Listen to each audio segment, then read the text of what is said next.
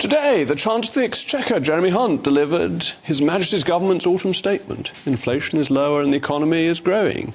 I welcome much of what has happened today. It's good news for those of us who like a drink, as the duty on alcohol is frozen, particularly cider from Somerset, where the best cider comes from.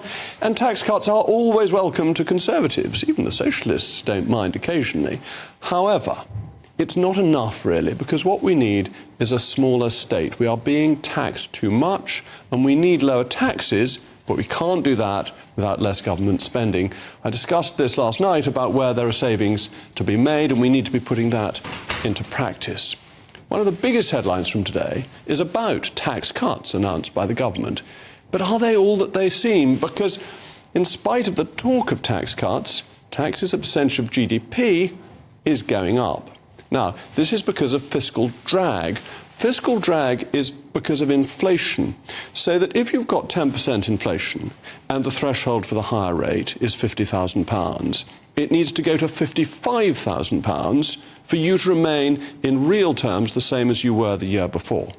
Now, if you get a £5,000 pay increase from 50 to 55,000, you are £1,000 a year worse off in real terms because of fiscal drag. And that means that the taxman is taking more of the economy. And this was explained in the OBR's Fiscal Outlook today, where they stated that although the autumn statement will reduce the tax burden by 0.7% of GDP, it still rises every year to a post-war high of 37.7% by 2028-29, the post-war high. The 0.7% is a reduction on where we would otherwise have been, rather than, in that sense, an absolute reduction.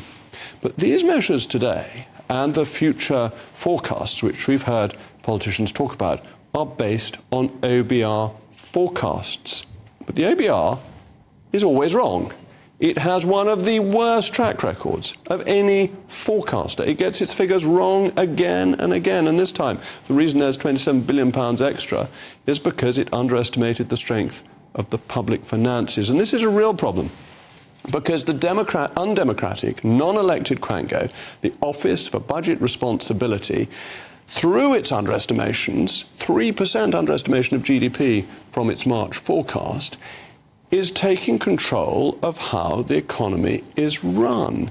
And this is very unfortunate, because it's politicians who need to be making these decisions, because we're accountable. We can be thrown out if we get it wrong.